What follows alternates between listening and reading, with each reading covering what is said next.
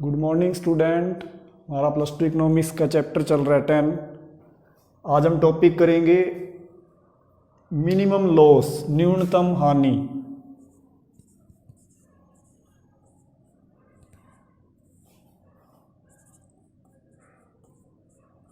Minimum loss.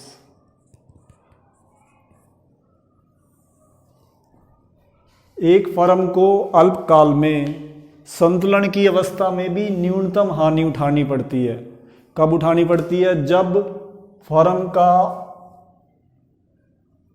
Average revenue, औसत आगम equal हो जाता है एवीसी के, एवरेज वेरिएबल कॉस्ट।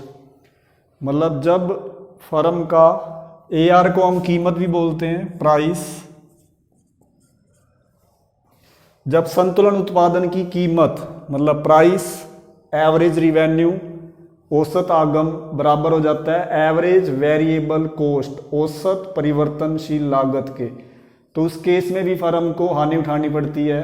यदि फर्म अल्पकाल में अपने उत्पादन को बंद भी कर देगी तो केवल फर्म को फिक्स कॉस्ट सहन करनी पड़ेगी, स्थायी लागत, और ये स्थायी लागत का घाटा ही उसे कहलाएगा न्यूनतम घाटा। और यदि फर्म की कीमत, संतुलन उत्पादन की जो कीमत है, प्राइस ग्रेटर देन है एवीसी से, आपके संतुलन उत्पादन की कीमत जिसको हम एआर बोलते हैं, एवरेज रिवेन्यू, यदि एवरेज वेरिएबल कॉस्ट से ज़्यादा हो गई, औसत परिवर्तनशील लागत से यदि कीमत ज़्यादा हो रही है तो फर्म अपने उत्पादन को बनाना जारी रखेगी, उत्पादन बंद नहीं करेगी।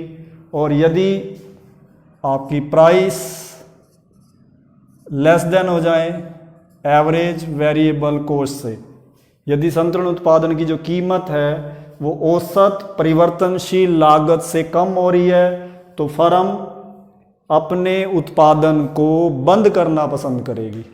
अगर कीमत ज़्यादा हो गई औसत वेरिएबल, औसत परिवर्तनशील लागत से, तो फर्म अपने उत्पादन को जारी रखेगी, मतलब उत्पादन करते रहेगी। और यदि कीमत ज़्यादा हो गई औसत परिवर्तनशील लागत से तो फर्म अपना उत्पादन बंद कर देगी।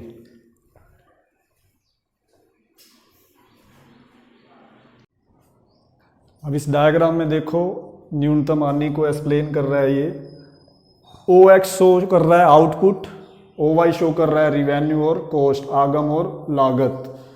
आपका जो इसमें AC है ये है एवरेज कॉस्ट कर्व, औसत लागत वक्र। जो AVC है वो औसत परिवर्तनशील लागत है।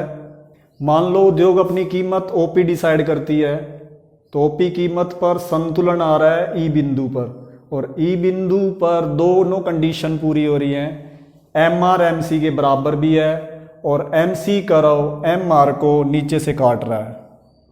देखो ये नीचे से आ रहा है, E पॉइंट पे देखो कि E पॉइंट पर फर्म संतुलन में है, संतुलन की दोनों शर्तें पूरी हो रही हैं, MR MC के बराबर हो गया और MC कर्व MR को नीचे से काट रहा है।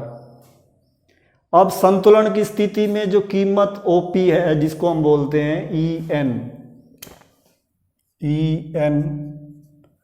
हमारी इतनी कीमत है जिसको हम AR भी बोल सकते हैं,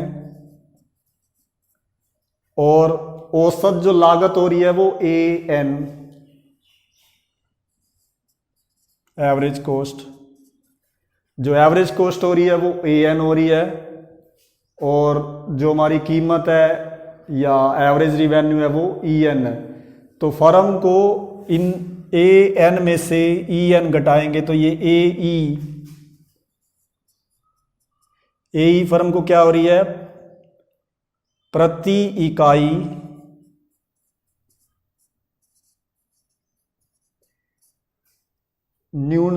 प्रति इकाई हानि हो रही है उसको, per unit loss, AE per unit loss हो रही है। तो फर्म को टोटल लॉस कितना हो रहा है? टोटल लॉस निकालेंगे तो AEBP कर सकते हैं, या हाँ AEBP, AEBP, ये फर्म को टोटल लॉस हो रहा है AEBP। और ये कैसे कैलकुलेट किया है हमने, ये आपकी कीमत है,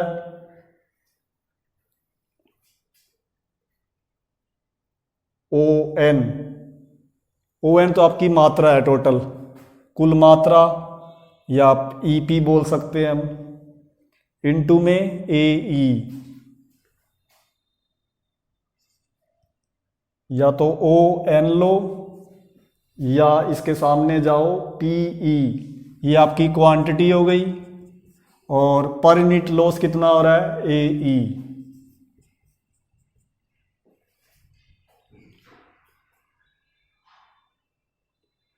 आप इसको इस तरीके से भी लिख सकते हैं, EABP, EABP, दोनों में से कोई तरीका ले सकते हैं। इधर से शुरू करेंगे तो EABP आएगा, अगर ऊपर से शुरू करेंगे AEPB आएगा, या PB आएगा। मतलब दोनों तरीके से कर सकते हैं हम, AEPB या EABP। ये जो एरिया है ये आपका हानि को शो कर रहा है, न्यूनतम हानि। अब फर्म को जब संतुलन की अवस्था होती है तो संतुलन की अवस्था में ON फर्म का उत्पादन किया जाएगा। ON पर फर्म को एवरेज वेरिएबल जो कॉस्ट है और कीमत, उनकी अगर तुलना करें तो कीमत ज़्यादा मिल रही है यहाँ पर, क्योंकि देखो एवरेज वेरिएबल कॉस्ट आपका है यहाँ से यहाँ तक KN, एवरेज वेरिएबल कॉस्ट हो गया KN, और कीमत हो रही है EN, प्राइस, या इसको बोलते हैं हम AREN। देखो जो AVC है वो हो रहा है KN, औसत परिवर्तनशील लागत, और जो प्राइस मिल रहा है फर्म को ON प्रोडक्शन करने पर NE या EN। अब इन दो दोनों का डिफरेंस जो है वो EK, ये ज़्यादा प्राप्त हो रहा है उनको प्राइस, मतलब इसमें प्राइस ज़्यादा है और AVC कम है। आपको पीछे बताया था जब प्राइस ज़्यादा हो AVC कम हो तो उस केस में फर्म अपना उत्पादन जारी रखेगी, उत्पादन करती रहेगी। यदि मान लो अब कीमत कम होकर OP से OP1 हो जाए, जब कीमत कम होकर OP से OP1 हो जाएगी तो संतुलन उत्पादन अब OM हो जाएगा। अब आपका संतुलन उत्पादन क्या हो गया OM, कीमत हो गई OP1, संतुलन उत्पादन हो गया OM, और संतुलन बिंदु R आ चुका है। अब फर्म को केवल औसत परिवर्तनशील लागत तो मिल सकती है, उसको औसत परिवर्तनशील लागत मतलब एवरेज वेरिएबल कॉस्ट मिल सकता है, और OP1 पे संतुलन कीमत R है जहां पे दोनों कंडीशन पूरी हो रही है, MR MC के बराबर, और MC करो MR को नीचे से काट रहा है। अब इस बिंदु को, जो ये R बिंदु है, इस बिंदु को बोलेंगे हम उत्पादन बंद करने का बिंदु, shut down point, shut down point, उत्पादन बंद करने का बिंदु है ये। अगर मान लो आपकी कीमत OP से और ज़्यादा कम हो जाती है तो फर्म अब कुछ समय के लिए अपने उत्पादन को बंद कर लेगी, क्योंकि फर्म को अब औसत variable cost, average variable cost अब प्राप्त नहीं होगा। तो ये आपका बन गया न्यूनतम हानि का डायग्राम और उसका एक्सप्लेन। इसको अच्छे ढंग से कर लेना।